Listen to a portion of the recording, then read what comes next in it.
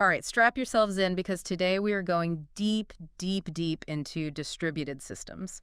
The systems that spread all that data and processing across a bunch of different machines. Right. We've got a ton of material here on some of the biggest names. Oh, yeah. Dynamo, Cassandra, Kafka, Chubby, even Google File System, and Bigtable. Wow. And we're going to break it all down, how these systems actually work, Yeah, the behind-the-scenes stuff.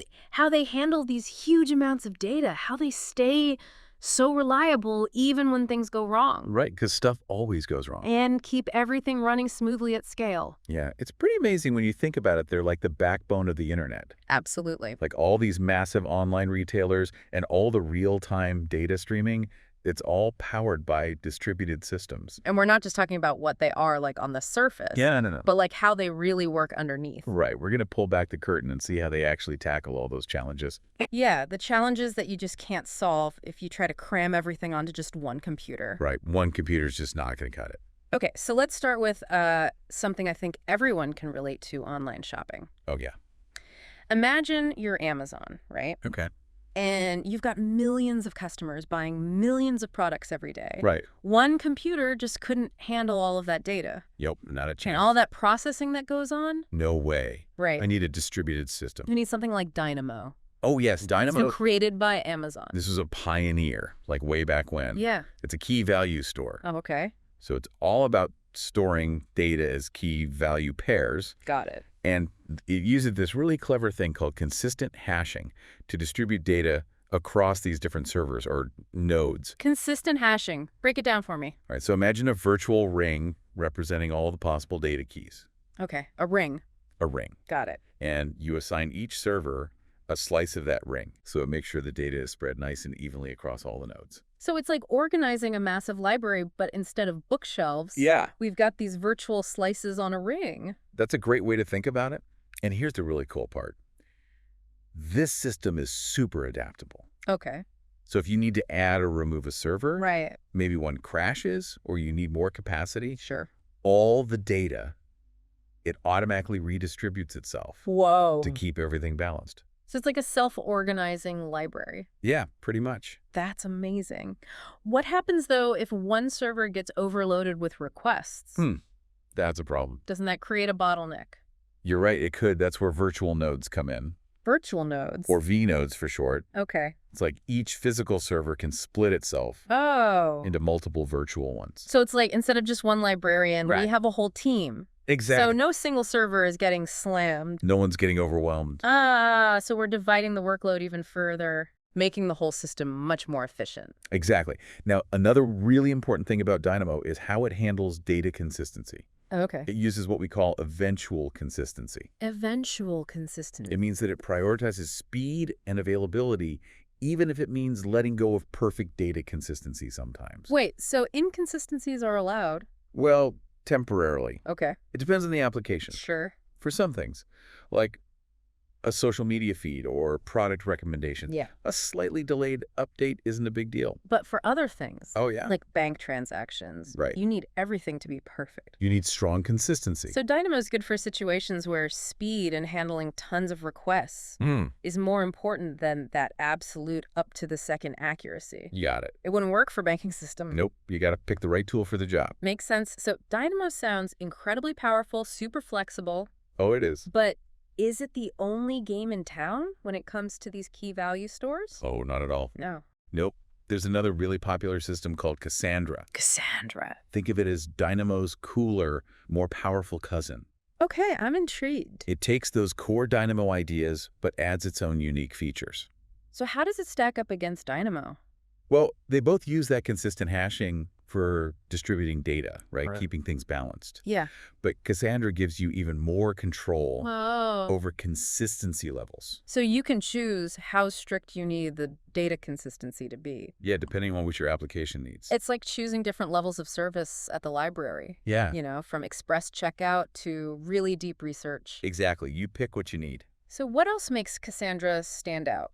One big thing is its use of primary keys. Okay. These keys have two parts, a partition key, Yeah, right. which determines which server the data goes to, Okay. and a clustering key, Yeah. which defines how the data is ordered within that server. So even with tons and tons of data, Mountains of data. Cassandra keeps things neatly organized so you can find it all. Exactly. Nice and efficient.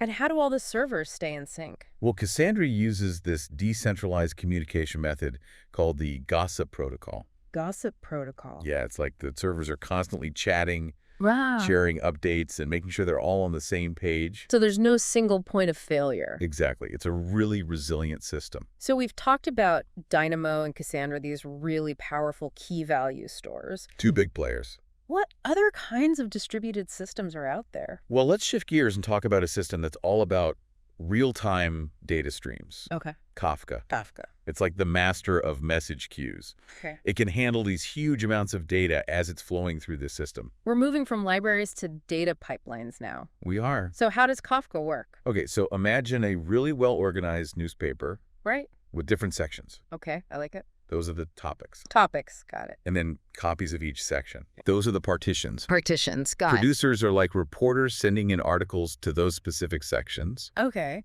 And then you have consumers who are like subscribers got it. who read the sections they're interested in. Okay, so producers are sending data to certain topics, Yes. and then consumers can subscribe to those topics to get that data. You got it. So with all this data flying through Kafka, Yeah, it's a lot of data. how does it make sure the messages are delivered reliably and efficiently? Well, Kafka offers different guarantees for message delivery, what we call producer and consumer delivery semantics. So it's like choosing different levels of assurance Yeah, for exactly. your data delivery. Right. Do you need every single message to get there, Yeah, even if it takes a little longer? sure. Or is it okay to lose a few messages Yeah. if it means things go faster? So it's like choosing between standard mail and express delivery. Exactly. You pick the level of reliability and Oh. speed you need. I like it. But what about the underlying technology? What makes Kafka so efficient? Well, it uses this really clever thing called a commit log. Commit log. It's like a log file Okay. where all the data is written sequentially. Okay. So as yeah. new data comes in, Yeah. it's just added to the end of that log. Like writing a story in a notebook, page after page. Exactly. And this design, it really plays to the strengths of how disks work these days. Oh, how so? So sequential writes are much faster than random writes. So it's like optimizing the way that the data is actually stored on the physical disk. Exactly. It makes it super fast and efficient. So we've gone from distributed databases to message queues. It's a journey. Is there another type of distributed system we should cover? There is. Let's talk about systems that act as coordinators. Coordinator. Yeah, in this Yeah. distributed world, Okay. they help manage all the different parts Oh, right. to make sure things are running smoothly and consistently. So they're like the conductors, Exactly. making sure all the musicians are in sync. One prime example is Google's Chubby. Chubby. What a name Right. for something that manages these complex distributed operations. But it plays a critical role Yeah, in ensuring consistency and coordination. got it. One of its main jobs is leader election. Okay, so it's like picking the captain of the team. Exactly. Imagine you have all these servers and you need one to be the master. Right.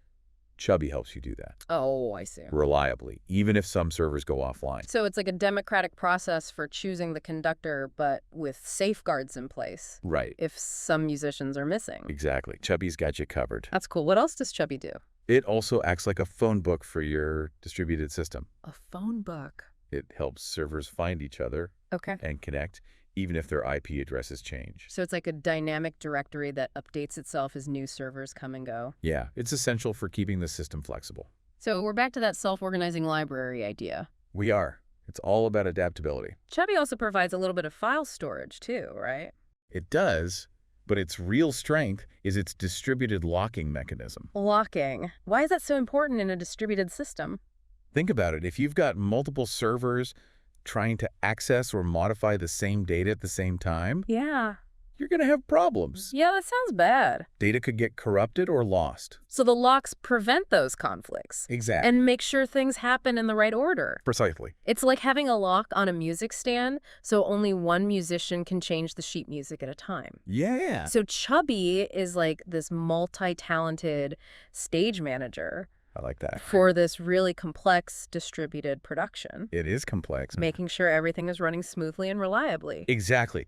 But it's important to remember that Chubby was built for specific purposes. Right. It's not a general purpose database Right. or a massive file storage system. Nope, it's all about coordination. So why was it built as a service in the first place? Good question. What's the advantage of that? By making it a service, Google made it a lot simpler for developers. Oh, how so? Instead of each application having to build its own complex coordination mechanisms, they can just rely on Chubby. So it's like having a dedicated stage manager that Yeah. everyone trusts. That's right. It simplifies things. And they made another interesting choice. They used coarse-grained locks. Ah, yes. Coarse-grained. It means the locks apply to larger chunks of data. Okay, so instead of a lock on every page of the sheet music, it's Yeah. more like a lock on the entire music folder. That's it. It's more efficient. Are there any other key design decisions that stand out? Yes, they used advisory locks. Advisory locks. It means Chubby doesn't actually enforce those locks itself. What? It relies on the clients, the applications, using Chubby to respect the locks. So it's a system of trust. It is. Like having a sign that says, please don't disturb, Exactly. rather than a security guard enforcing it. That's right. And this offers more flexibility. It does. And often better performance as long as everyone plays by the rules. Exactly. Cooperation is key. So we've talked about why Chubby's so important, It is important. some of its key design choices. Yeah. I'm curious to know how it actually works in practice. Okay, so when Chubby starts up, it goes through this initialization process. Okay. It's like the orchestra tuning their instruments. Okay. Chubby sets up communication channels, Got it. elects a leader, and loads its state from storage. So it's setting the stage before the performance begins. Exactly. What about the clients? So when a client wants to use Chubby, Yeah. it goes through its own little initialization dance. Okay. It establishes a session with that leader server, Okay. shows its credentials, and creates a secure connection. So it's like a musician joining the orchestra. Yeah, you got to have your credentials. Now let's go back to that leader election idea. Yeah. You have a cluster of servers Right. running a distributed database. Yeah. One of them needs to be the master. The boss. How does Chubby handle that? Each server tries to get an exclusive lock Okay. on a designated file in Chubby. Okay. Whoever succeeds becomes the master. So it's like a competition Yeah. for that conductor's baton. Exactly. What happens if the master server fails, though? Oh, that's when the other servers, Yeah. they'll notice that the lock is released Right. and they'll try to grab it. But there's like an understudy conductor ready to step in. Always prepared. So once a server's elected the leader, how does it maintain its leadership? That's where Chubby's concept of handles comes in. Mandels. A handle's like a unique ID Okay. that represents a resource in Chubby. So a file, a directory, or a lock. Exactly. It's like a backstage pass I like that. to those resources. And the leader assigns these handles Yeah, to clients when they create or open those resources. precisely. And each handle has information like a version number Right. and the client's session ID. Yeah, there's a logbook. So Chubby also uses these handles to implement its locking mechanisms. It does. So when a client wants to get a lock, Yeah, it requests a handle with write access. exactly. Like asking for permission to change the sheet music. If the lock's available, Chubby grants the handle. Yeah. The client's the lock holder. And if another client wants the same lock, Chubby says, nope. So no conflicts. Data is modified safely and in order. That's how it works. Wow, Chubby is really impressive. It is a well-designed system. It's like this meticulous stage manager Yeah. orchestrating all this behind-the-scenes action It is behind the scenes. to make sure the performance runs flawlessly. That's Chubby. And we haven't even talked about all of its features, There's more. like sequencers and lock delay. Yeah, sequences are really useful. They generate these unique numbers Okay.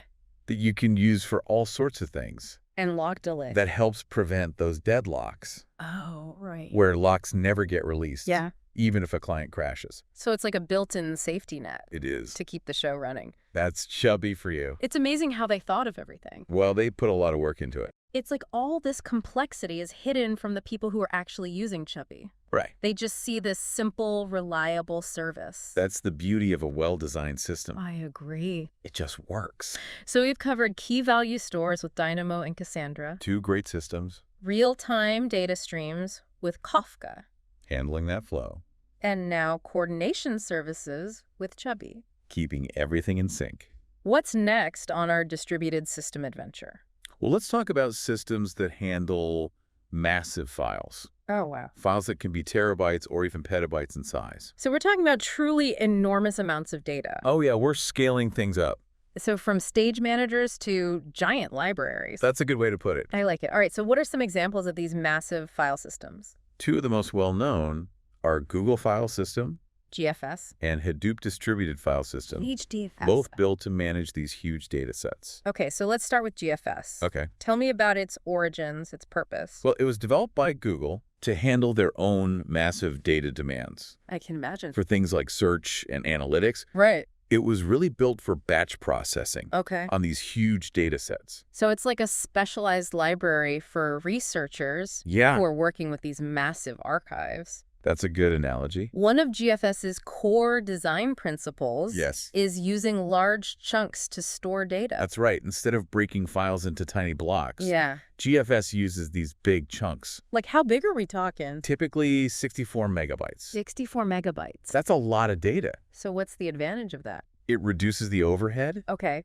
of managing all those little pieces, Makes sense. and it improves performance, Sure. especially when you're reading or writing large files. So it's like storing books in large crates Yes. instead of individual pages. It's right. much more efficient for moving large amounts of data. Now, to locate all those chunks, Yeah. GFS uses these unique 64-bit IDs called chunk handles. Chunk hand. Think of it like a universal cataloging system Oh, I like that. for all those crates in the library. So how does this massive library actually work? So a GFS cluster has multiple servers working together. Okay. You have a single master server Okay. and then multiple chunk servers. So the master server is like the head librarian Yeah. keeping track of where everything is. Exactly. The master manages all the metadata, Okay. information about the files, the chunks, and their location. Right. And the chunk servers, Yeah. they're like the librarians in charge of specific sections. Okay. They store those chunks and handle requests. Got it. And then the clients are the library patrons. Right. Requesting access to the files. Precisely. So let's walk through a read operation. Okay. So a client wants to read a specific part of a file. Yeah. It sends a request to the master server Okay. saying, hey, I want to read this file starting at this point Got it. and reading this many bytes. It's like going to the head librarian and asking for a specific book and chapter. And then what happens? The master server looks up all the metadata for that file, Okay. figures out which chunks have that data, Right. and tells the client Okay. which chunk servers to go to. So the head librarian is telling the client which section of the library to go to. Precisely. And then what? The client can then contact those chunk servers directly. Ah, so they bypass the head librarian You do. and go straight to the source. Exactly, for the data. And they probably remember where those chunk servers are for a while, right? Yeah, the client caches that information for a bit. So they don't have to keep asking the master server. Exactly, it makes things faster. So GFS is designed to handle these large batch reads very efficiently. It is. What about writing data? Writing is a bit more involved Okay, because you need to coordinate across those multiple servers sure. to make sure everything's consistent Right. and reliable. Yeah. That sounds complex. It can be. One of the key things GFS uses is a chunk lease. A lease, like renting an apartment. Well, it's similar in that it grants temporary ownership. Okay. But in this case, it's ownership of a chunk of data. Got it. So when a client wants to write to a chunk, Yeah. it asks the master server for a lease. So they're asking permission to modify that chunk of data. That's right. Okay. And the master server grants the lease Yeah. to one of the chunk servers Right. that holds that chunk. Okay. And that chunk server becomes the primary replica. So it's like designating one librarian as the primary custodian for a specific crate of books. Exactly. Then what? So the client sends the data to that primary replica, Okay. and the primary replica Yeah. makes sure that data gets sent to the other replicas that have copies of the same chunk. It's like making backup copies of the book and Mhm. distributing them to other libraries for safekeeping. Exactly. Once all those replicas have acknowledged they've got the data, Okay. the primary replica tells the client, Yeah. writes complete. So the data is written to multiple locations to ensure that reliability and fault tolerance, and the master server is keeping track of everything. The master server is the boss. Are there any other noteworthy aspects of GFS? There are a few. One is replica placement. Okay. So GFS doesn't just randomly put copies of data on any chunk server. Okay. It aims to distribute them across different racks within a data center. Racks. A rack is like a group of servers, Okay. physically located near each other All right. and connected to the same network switch. So spreading the data out physically to reduce the risk of losing everything. Exactly, like keeping backups in different buildings. Right, just in case. just in case. So what about stale replicas? Ah, yes. Those are replicas that might be out of sync Right. if a chunk server fails Okay. and misses some updates. Right. GFS uses version numbers Okay. to keep track of who has the most up-to-date data. It's like making sure everyone's working from the latest edition of the book. Exactly. And another important thing is data integrity. Okay. GFS uses checksums. Checksums. They're like fingerprints for the data Okay. to make sure the data hasn't been corrupted during storage or transmission. So it's like having a built-in error detection system. It is. And if it finds a problem, it can try to fix it. By getting a good copy from another replica. Exactly. So GFS has all these mechanisms in place It does. to ensure reliability and data integrity. It's a robust system. It sounds like it. Google put a lot of thought into it. But with all these safeguards, Yeah. what if the master server fails? Ah, good question. Isn't that a single point of failure? It could be, Yeah. but they use operation logging To to protect against that. So what is operation logging? It means every action the master server takes Yeah. is recorded Okay. in a special log file Okay. that's stored on multiple machines. Got it. So you have redundant copies. Okay. If the master fails, Yeah. you start a new one, Right. and it replays that log Got it. to recover its state. So it's like having a detailed record of all the librarian's decisions. Yes. So a new librarian can step in and know exactly what's going on. Exactly. The system can recover pretty quickly. So GFS sounds incredibly well designed for handling these large data sets Yeah. and batch processing. Yeah. Are there any limitations, though? There are a few. Like what? One thing is that it's not so great for handling lots of small files. Oh, why is that? Well, remember those big chunks. Yeah. If you have a bunch of small files, Yeah. each file might only use a tiny part of a chunk. Right. So you're wasting space. You are. It's not very efficient. Like putting a single sheet of paper Yeah. in a giant crate. Exactly. No. Another limitation is that GFS isn't POSX compliant. POSX Yeah, compliant. PO6 is a set of standards Okay. that define how file systems should work. Right. So some applications Yeah. that expect those standard behaviors, Yeah. they might not work right with GFS. So it can't just replace a traditional file system in every situation. No, it's not a perfect fit for everything. Anything else? Yeah, GFS isn't designed for multiple writers Right. to modify the same file At the same time. at the same time. Right. That can be tough for some applications. So it has its strengths and weaknesses. It does, just like any system. You're like the right tool for the job. Exactly. And that brings us to another important file system, Okay. HDFS. Hadoop distributed file system. That's the one. So what makes it different from GFS? Well, it was designed as the storage layer for Hadoop, Okay. which is this popular open source framework Yeah. for distributed data processing. So it's part of a bigger ecosystem. It is. So it's like a library specifically for Hadoop, Yeah, but it also shares similarities with GFS. definitely. Like what? They both use that master-slave architecture Okay. with a single master server managing metadata Right. and multiple slave servers storing the data. Got it. They both break files into blocks, Okay. although HDFS uses larger blocks, typically 128 megabytes. 128. Wow, that's big. And they both use replication and checksums. For reliability and data integrity. That's right. It's all about keeping the data safe. But what are some key differences between HDFS and GFS? Well, one big one is that HDFS supports append operations. Append operations. It means you can add data to the end of an existing file Okay. without rewriting the whole thing. So it's like adding new entries to a diary Exactly. or a logbook That's a great analogy. without having to rewrite the whole thing. You got it. I like it. Another difference is that HDFS has a distributed cache. Oh, a cache. So you can store frequently accessed data in Yeah. memory on the data nodes. Ah, so the data nodes are the ones that are storing those data blocks, right? Exactly. So it's like keeping the most popular books readily available on a special shelf for quick access.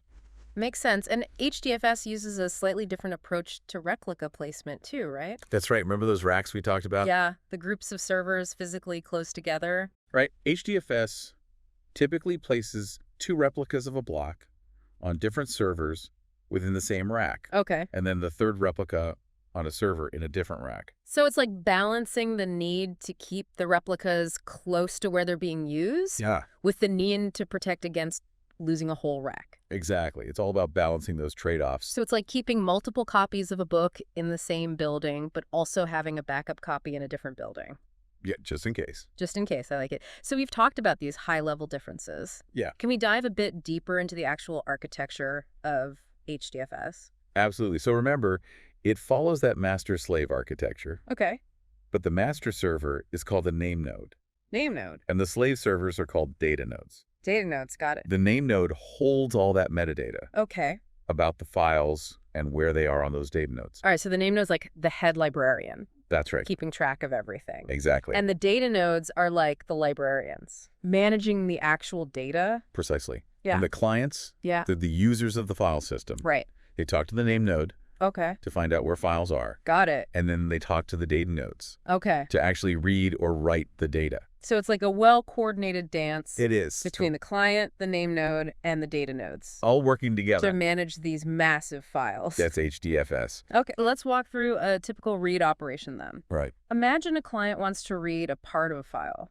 Okay, so the client contacts the name node Okay. and says, hey, I want to read this file, Okay. starting at this point Yeah. and reading this many bytes. It's like the client going to the head librarian and asking for a specific book Yeah. and page range. Exactly. And the name node, Yeah. it looks at its metadata, Okay. figures out which blocks have the data the client wants, Right. and tells the client Yeah. which data nodes have those blocks. So the head librarian is directing the client to the right section of the library. Precisely. Then the client contacts those data nodes, Okay. gives them the block ID Right. and the specific bytes it needs. Got it. And the data nodes grab that data and send it back to the client. So the client bypasses the head librarian, They do. goes straight to the source. Efficient, right? But what if the client and the data node that has the data are actually on the same machine? Oh, good point. Wouldn't it be faster to just read it directly from the local disk? You're right. And HDFS has a mechanism for that. He does. Yeah, it's called the short circuit read.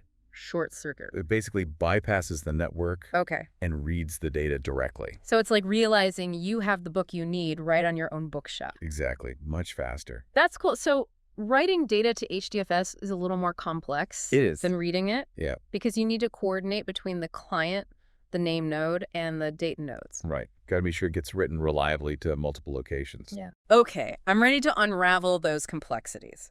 So the client first contacts the name node Okay. and asks for a new block. So it's like asking the head librarian to give them a new crate for storing books. Exactly. And the name node, Yeah. it gives the client a new block ID Okay. and tells the client which data nodes to use Right. to store the replicas of that block. So the head librarian is saying, okay, here's a new crate ID, and these are the librarians who should get copies. Precisely. Then the client writes the data to the first data node. Okay. But as the data is being written, Yeah. it's also being forwarded Oh. to those other data nodes Okay. in a pipeline, A pipeline. like a chain of workers Okay. passing those buckets of data. So it's a parallel process. Exactly. It's much faster that way. Once all the data nodes have confirmed Yeah. they've got the data, Right. the client sends an acknowledgement to the name node. Exactly. And the name node updates its metadata. So it's like making backup copies of the book and telling the head librarian where those copies are. Exactly. That's a write operation in HDFS. It's all about ensuring that the data is written reliably and efficiently to multiple locations. And the name node is the one calling the shots. Now, with all these moving parts, how does HDFS actually ensure that data is reliable? Well, one of the most important things is data replication. Right, we touched on that earlier. We did. Can you remind me how that works? So each block of data is typically copied across multiple data nodes Okay. to protect against data loss if a server fails. Right. The default is 3 copies. 3 copies, okay. So each block is on 3 different data nodes. Like keeping 3 copies of a book just in case one gets lost or damaged. Exactly. It's all about redundancy. But what about the name node? Ah, yes. If that fails, isn't that a single point of failure? It could be. The whole system could go down? You're right. So they use a few different techniques to make sure the name node is reliable Okay. and to minimize any downtime if it does fail. How are those techniques? Yeah. One important one is the secondary name node. Okay, secondary name node. But don't be fooled by the name. Okay. It's not a backup name node. It's not. No, it can't just immediately take over. Okay, so what does it do? Its job is to help the main name node Okay. manage the file system's metadata. Right, all that information about the files and their locations. Exactly. The name node keeps all that in memory Yeah. for fast access. Makes sense. but it also needs to keep a record of those changes on disk, Right, just in case it crashes. just in case. So it's like a backup copy of the library catalog. Exactly, but writing every single change to disk would be really slow. Sure. So the name node uses a special log file Okay. called the edit log The edit log. to record those changes. So it's like a running list of all the changes made to the catalog. That's right, and this is where the secondary name node comes in. Okay. It periodically merges the name node's in-memory metadata with those changes from the edit log, Okay. and it creates a new checkpoint. A checkpoint, like a save point in a video game. Exactly. It's a consistent snapshot of the metadata Right. at a specific point in time. So if the name node crashes, Yeah, you can use the checkpoint to recover much faster that's the idea. than if you had to go through the whole edit log. It saves a lot of time. What if the name node fails before the secondary name node has a chance to make a new checkpoint, though? Well, that's the thing. The secondary name node isn't perfect. Okay. It reduces recovery time, Right. but it doesn't completely eliminate it. So there's still some downtime. There is, but to improve things even further, Yeah. HDFS offers these high availability configurations. High availability, what does that mean? It means you have two name nodes Okay. running in an active standby setup. Active standby. So one name node is active, Right. handling all the client requests. Okay. The other one's just standing by, Right. but it's constantly syncing its metadata. With the active name node. Exactly. So if the active one fails, the standby can take over. With minimal disruption. That's the goal. How do they keep the metadata in sync? They use a shared storage system Okay. called journal nodes Journal knows. to replicate that edit log. Yeah. So the standby always has those latest changes. But if the active name node goes down, Yeah, the standby is ready to go.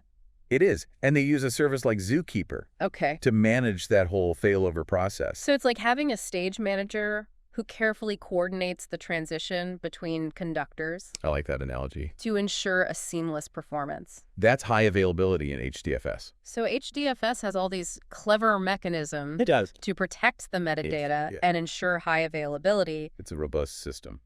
What about security, though? Yes, security. How does HDFS control access to files and directories? Well, it uses access control lists, Okay. Access controls. or ACLs for short, All right. to define who has permission to do what. So like read, write, execute. So it's like having security guards at the library, Yeah, checking your credentials before you can go into certain sections. that's a good way to think about it. And HDFS also supports other security features. It does. Like data encryption. Right, to protect data in transit and at rest. So it's a secure system for managing these massive data sets. It is. We've talked about reliability, Yeah, availability. important stuff. What about scalability? Ah, yes, scalability. Can HDFS handle the ever-growing amounts of data that companies are dealing with these days? That's one of its strengths. It is. It's designed to scale horizontally, Okay. so you can just add more data nodes As you need them. as your data grows. So it's like expanding the library by adding more rooms and bookshelves. Exactly, you can handle petabytes of data Wow. spread across thousands of servers. That's incredible. But are there any limitations to HDFS? There are a few. Like what? Remember with GFS? Yeah, It wasn't so good with lots of small files. right. HDFS has a similar limitation. Okay. It's not really designed for managing tons of tiny files. So it's not the best choice if you're dealing with lots of small files. Right. It's really optimized for those batch processing jobs Okay. and large file operations. Where throughput is more important than latency. Exactly. Got to pick the right tool for the job. So we've seen that GFS and HDFS, Yeah. they're great at handling these massive data sets and big files, They are. but they're not the best fit for every scenario. Nope. Horses for courses. And that leads us to another really interesting system Yeah. in this world of distributed data management. Big table. Big Table, Google's creation. The name suggests something. It does. Massive and powerful. It is. It's a massively scalable, Okay. distributed storage system Okay. for structured data. So it's a NoSQL database. It is. It's designed to handle those petabytes of data Wow. with high availability and performance. So we've talked about key value stores. Yeah. File systems. Right. How is Big Table different? Think of it as a giant spreadsheet A giant spreadsheet. that can store and query huge amounts of information. I like it, so it's kind of a hybrid. It is. It combines aspects of both databases and file systems. So it's like a super powered spreadsheet. Yeah, it's very flexible. Okay, tell me more about this giant spreadsheet. So like a regular spreadsheet, Yeah. it organizes data into rows and columns. Okay. Each row has a unique row key. Like a primary key in a relational database. Exactly. But unlike those relational databases, Yeah. big table tables don't have a fixed schema. Oh, so that means you can add or remove colors as you need them? You can. It's super flexible. So it can adapt to all sorts of different data types and use cases. Precisely. One of its big advantages. So how does Bigtable actually handle the massive scale that it's designed for? Well, it uses partitioning. Partitioning. So the big table, Yeah. it's divided into smaller chunks Okay. called tablets, Tablets. Got it. which are spread across multiple servers So it's like breaking that giant spreadsheet? Yeah. into smaller, more manageable sheets Exactly. and putting them on different desks. I like it. So each tablet is responsible for a specific range of row keys That's right. It allows Bigtable to spread the data and the work. across all those servers. Exactly. And to manage all of this, Yeah, it uses a 3-tier architecture. 2 tiers. You have a master server, Okay, the tablet servers, okay. and then the Bigtable clients. So the master server's like the project manager It is. overseeing the whole operation. Exactly. It manages the tablets, monitors the tablet servers, and it handles all that metadata stuff. And the tablet servers are the ones that actually store the data. They are. They're the workhorses. So they handle the read and write requests. They do. They're busy. And the clients are the users who want to access the data. Exactly. So you have this hierarchy, Right. each component playing its part. Where does all the data actually get stored, though?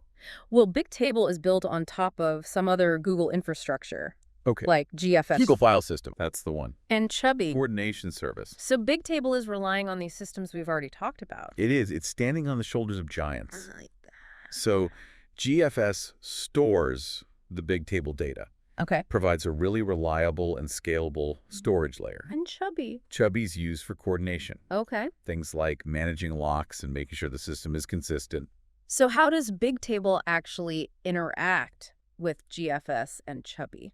Okay, so let's start with GFS. Okay. Remember how GFS stores data in these big chunks? Yeah. Bigtable uses a similar approach, Okay.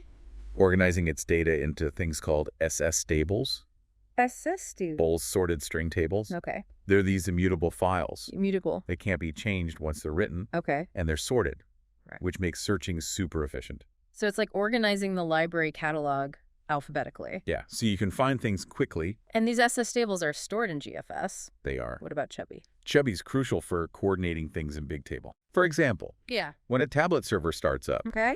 it uses Chubby to register with the master server All right.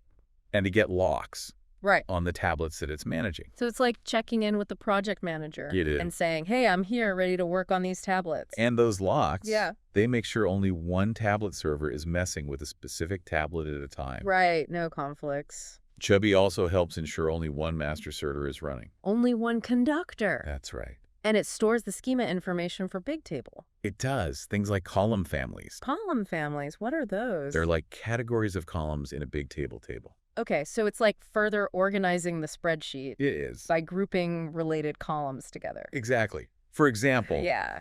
in a table storing user info, Okay. you might have one column family for personal info. Okay, like name and address. Right. And another one for contact info. Like email and phone number. Exactly. So you're grouping related data together. Makes sense, right? It does. So we've seen how Bigtable leverages GFS for storage Yeah. and Chubby for coordination. Those are the building blocks. Now let's zoom in on the master server. Right. What are its main responsibilities? So the master server, Yeah, it's like the conductor, Right. making sure everything's running smoothly. keeping everyone in sync. It starts by assigning tablets to tablet servers. So it's deciding who works on what. That's right. Okay. And it also monitors those tablet servers. Okay. Make sure they're up and running. Right. Handles adding new tablet servers to the cluster. Right. And deals with failures if a tablet server goes down. It's like a project manager, It is keeping an eye on everything. making sure everyone's doing their job. Ah, It also handles garbage collection. cleaning up. Yeah, getting rid of those old files in GFS. So it's freeing up space, Exactly. making sure everything's tidy. It's a big job. It is. The master server is crucial. Yeah. But Bigtable is designed to be fault tolerant. Okay, so if the master server fails, Yeah, the system can still keep going. it can. It'll recover. That's really important when you're dealing with multiple machines. It is. Failures are bound to happen. Yeah, that's the reality of distributed systems. So you got to be prepared. So the master server is the conductor. Right. What about those tablet servers? They're the workhorses. Okay. They store the tablets, Right. handle all those read and write requests from the clients. So they're like the musicians in the orchestra, That's a good analogy. each one playing its part. And just like the master server, Yeah. Bigtable can handle it if a tablet server fails. So if a tablet server crashes, Yeah, the system can keep running. it can, the master server. Yeah. It'll detect that failure Okay. and reassign those tablets Right. to other healthy tablet servers. So the show goes on. It does. But how does the master server actually know which tablet server is responsible for a certain piece of data? That's a great question. So when a client wants to access data in Bigtable, Yeah. it needs to figure out which tablet server to talk to. It's like going to the library and needing to know which librarian to ask for a specific book. Exactly. And Bigtable uses a special table Okay. called the metadata table. The metadata table. It's like a directory Okay. that maps row key ranges Okay. to tablet locations. So it's like a map that tells you which section of the library holds the books starting with certain letters. That's a great way to think about it. So the client checks the metadata table They do. to find out which tablet server to contact. Exactly. So the client knows which librarian to ask. Makes sense, but how does the master server decide how to assign those tablets in the first place? Well, when the master server starts up, Yeah. it goes through a process Okay. to figure that out. All right. First, it checks with Chubby Okay. to make sure it's the only active master server. So making sure there's only one conductor. That's right. No competing conductors. Then what? Then it checks with Chubby Okay. to see which tablet servers are up and running. So it's taking attendance? It is. Making sure everyone's present. And then it talks to each tablet server It does? to see which tablets they already have? Exactly. And it scans the metadata table. Right, to get the full picture. Okay. So it knows about all the tablets in the system. So it's gathering all the information about the orchestra, It is. the musicians, the instruments, the sheet music. It needs to know everything. So then what? If it finds any tablets that aren't assigned, Yeah. it adds them to its list. Okay. And it also keeps track of any tablet servers Right. that don't have any tablets assigned to them. So it's like identifying any instruments that aren't being played Exactly. and finding musicians to play them. That's a good analogy. I like it. So then the master server Yeah. uses all that information Right. to assign the tablets Okay. to the appropriate tablet servers. So it's balancing the workload.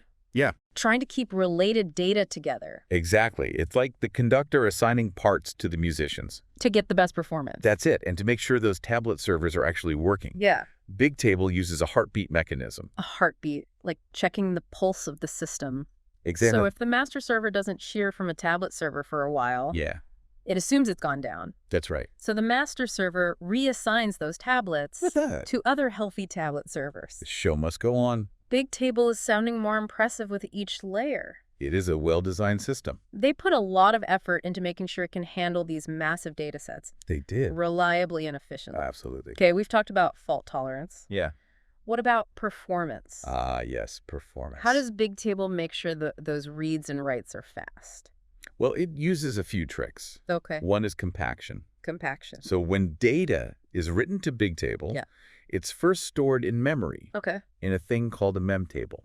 Yeah. Memtable. Okay. When the memtable gets full, Yeah. it's written to disk as an SS stable. Right. Those immutable sorted files Those are the ones. that we talked about earlier. Exactly. But over time, Yeah. you can end up with multiple SS stables For the same tablet. for the same tablet. Yeah. So wouldn't that make reads slow? It would. You'd have to read from multiple files. Right. That's where compaction comes in. Okay, so compaction helps clean things up. It does. It merges those SS stables together Exactly. into a smaller number of SS stables. That's it. So you reduce the number of disk accesses. Which makes things faster. So it's like taking those multiple notebooks full of entries Yeah. and consolidating them into one well-organized book. That's a great analogy. So there are two types of compaction. There are minor compaction and major compaction. Okay. Minor compaction just merges a few SS stables. Okay.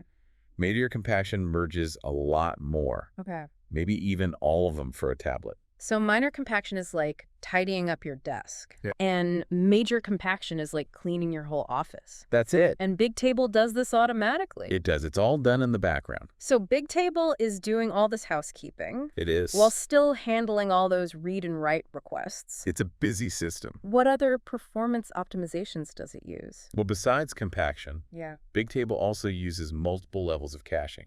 Oh, caching. So that's like storing frequently used items in a more accessible place? That's it. One level is that mem table. Right, that we talked about earlier. It holds recent data in memory. So it's really fast to access. Very fast. And then there's the block cache, Block cache. which stores SS-stable blocks Okay. that have been read from GFS. So you don't have to go back to GFS every time. Exactly. It saves a lot of time. And there's a scan cache too, right? There is. It stores key value pairs Okay. that have been read from S-tables. So it's like remembering information you've already looked up. That's a good way to put It's it. you don't have to search for it again.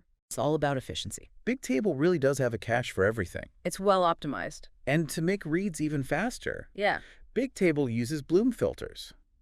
Ah, yes, Bloom filters. Remind me what those are. There are these probabilistic data structures Okay. that can quickly tell you Yeah. if a key might be in an S table Okay. without actually reading the whole thing from disk. So it's like a quick check to see if it's even worth looking for a book on the shelf. Exactly. Saves a lot of time. So Bigtable uses compaction, Yeah. caching, Right. and Bloom filters Those are the big ones. to make those read and write operations super fast. Even with massive amounts of data. It's an amazing system. It is. Fault tolerant, Yeah. highly available. It's got it all.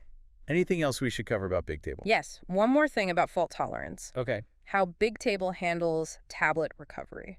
Right. We talked about how the master server reassigns tablets to other servers. We did. But what about the data on those tablets? Right. So Bigtable uses those commit logs Okay. and sorted log replay Right. to recover the state of the tablets. So it's like having a detailed record of all the changes to the library catalog. Yeah, So you can reconstruct it, exactly. even if a section of the library is damaged. That's a good way to think about it. So the data is safe, even if a tablet server fails. That's the goal. Okay, so Bigtable can handle failures. It can. It can scale to handle huge data sets. Yes. And it's got all these optimizations for performance. It's a powerful system. But are there any limitations or things to keep in mind when using Bigtable? There are a few. First of all, remember Bigtable is not a relational database. Right, it's no SQL. So it doesn't support SQL queries.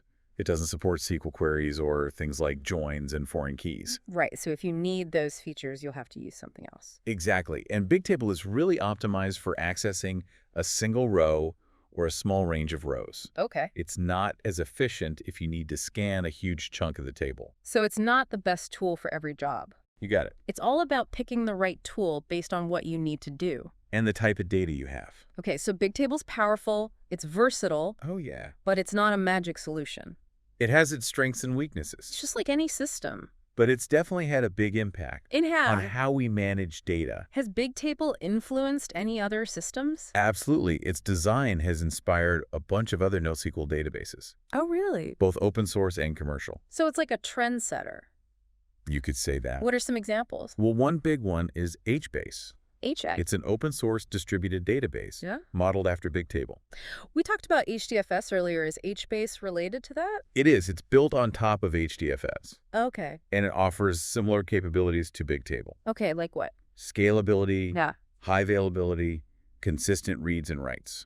So it's like a cousin of Bigtable Yeah. that speaks the language of Hadoop. Exactly. And Cassandra too, right? Yes, Cassandra shares some similarities with Bigtable. Uh, Well, they're both designed to handle lots of structured data Okay. with high availability and scalability. Right. And they both use consistent hashing. Right. To distribute data across those nodes. Exactly. But they also have some key differences. What are some of those? Well, for one, Cassandra offers more flexibility Oh, okay. when it comes to consistency. So you have more control You do. over the trade-off. Between consistency, availability, and performance. So it's like choosing different driving styles. Yeah, you can go for the smooth, predictable ride Right.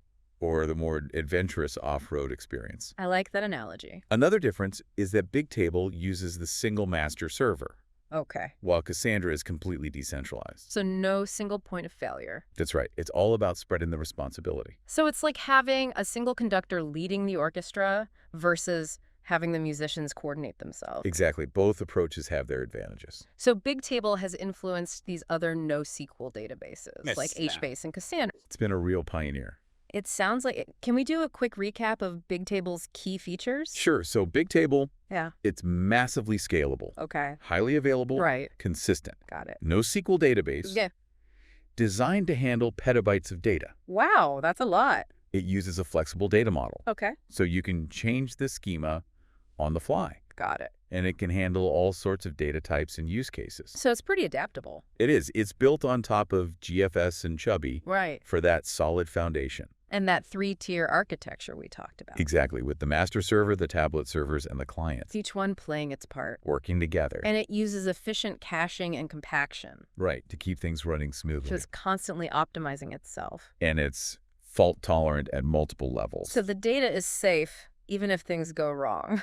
It's the whole point. It's like a data fortress. It's a remarkable system. Well, we've covered a lot of ground today. We have. We've gone from Dynamo to Bigtable. It's been a journey. I've learned so much about these amazing systems It's fascinating stuff. and the incredible amount of work that goes into building them. It's a testament to human ingenuity. You might have noticed some recurring themes and patterns throughout our discussion. Definitely. These aren't just specific to one system. No, they're like universal design principles Right. for building these distributed systems. So it's like a shared language for system architects. Exactly. And understanding these patterns can help you make better decisions. Okay, I'm definitely interested in learning more about these design patterns. All right, well, let's start with one we've seen a few times already. Yeah. Gleam filters. Ah, yes, the quick check. Exactly. To see if a key might be present Right. without reading the whole data set. They're probabilistic data structures. So they can give you a false positive sometimes, They can, but they're really helpful for optimizing read performance. especially in systems like Bigtable and Cassandra. So you avoid those unnecessary disk reads. It's a trade-off, but often it's worth it. Now, what about consistent hashing? Oh, yeah, that's a good one. It's all about distributing data evenly across those nodes. Right, so you don't have to reshuffle everything when a server is added or removed. It's like having a system for organizing bookshelves that can easily adapt To new books and new shelves. without rearranging the entire library. Precisely. And we've also seen this idea of a quorum. Ah, yes. Quorums. It's like a minimum number of nodes that need to agree on an operation Exactly. It's all about ensuring consistency. and making the system more fault tolerant. Even if some nodes fail, the system can keep working It's like a system of checks and balances. to make sure things are running smoothly. Now, another pattern we've seen is leader and follower, Oh, yeah, that's a classic. where one node is the leader, Right. makes the decisions. And replicates data to the followers. And to protect against data loss if the leader crashes, many systems use a write-ahead log. Exactly. The ball be well. It's like a detailed Just for journal. every transaction. So you can replay it to recover the data. We also saw a pattern called segmented log in Cassandra and Kafka. Oh, right. It's about breaking those big logs into smaller chunks. Because it's easier to manage. It's like organizing a massive library catalog into multiple volumes. And to keep those followers in sync, many systems use a high watermark. Right. It marks the last log entry that's been fully replicated. So everyone's on the same page. And we talked about leases in the context of Chubby. Yeah, it's a way to manage those shared resources. It's like having a time limit on borrowing a book. Exactly. Make sure those resources are eventually released. And to keep tabs on all the nodes, we have heartbeat messages. Like taking the pulse of the system. Right, making sure everyone's alive and well. And if a node goes silent, the system knows to take action. Now, what about that gossip protocol? Ah, yes, gossip. It sounds a bit informal. It does, but it's an effective way to spread information quickly. So the nodes are gossiping about the state of the system. They are sharing information with their neighbors. So everyone stays up to date. And then there's the problem of split brain, Split brain. where two or more nodes think they're the leader. Oh, no. It can cause chaos. Like two conductors trying to lead the orchestra? Exactly. Systems like HDFS use techniques like zookeeper and fencing to prevent that. So it's like having a stage manager who makes sure there's only one conductor. And fencing makes sure that the old leader can't interfere with the new one. Okay, I'm starting to see how all these patterns fit together. They're like the building blocks of reliable distributed systems. So we have gossip, split brains, fencing. And don't forget about checksums. Right, the fingerprints for data. They help detect corruption. It's like making sure a book hasn't been tampered with. And for systems that need to handle multiple versions of data, Yeah. we have vector clocks. to keep track of all those different versions. So you can merge them correctly. Now, to wrap things up, let's talk about two theoretical concepts. Okay. The CAP theorem. Ah, yes, the CAP theorem. And the Paciolek theorem. These are important ones. What can you tell me about them? So the CAP theorem states that a distributed system can only guarantee 2 out of 3 things: Okay, what are those 3 things? consistency, availability, and partition tolerance. So you have to choose which 2 are most important. Exactly. Different systems make different choices based on their needs. Like Dynamo prioritizes availability and partition tolerance, Right. while Bigtable goes for consistency and partition tolerance. All about trade-offs. And the Paciolek theorem kind of builds on this idea, right? It does. It looks at systems that are already partition tolerant Okay. and explores the trade-offs between latency, consistency, and availability. So it's a more nuanced view It is. of the choices designers have to make. Now let's talk about hinted handoff. Okay. It's a way to make sure data is written even if a node is down, So another node takes the write and hold on to it, until the original node comes back online. like taking a message for a colleague, Exactly. and then there's read repair. Right. That helps maintain consistency. In systems that allow for eventual consistency. Like Cassandra. So if a node has stale data, Yeah. it can be fixed when the data is read. By comparing it to other nodes. So it's like double checking the information. Makes sense, right? And lastly, we have Merkle trees Ah, yes, Merkle trees. for efficiently comparing data across replicas. They're like tree structures, where each node represents a hash of the data below it, A hash. like a digital fingerprint. Okay. By comparing those top-level hashes, Yeah. you can quickly see if the data is the same. Without comparing every single byte. Exactly. Systems like Dynamo and GFS use Merkle trees for this. Wow, we've covered so much today. We have. It's been a whirlwind tour. It feels like I've gone from knowing almost nothing about distributed systems to having a pretty good grasp of how they work. I'm glad to hear that. The challenges, the solutions. It's been a pleasure discussing all of this with you. It's incredible to see all the ingenuity It is. that goes into building these systems. They're the foundation of our digital world. Knowing how they handle all that scale, that reliability, that consistency, It's amazing what they can do. makes me really excited to see what the future holds for distributed systems. Me too. The possibilities are endless.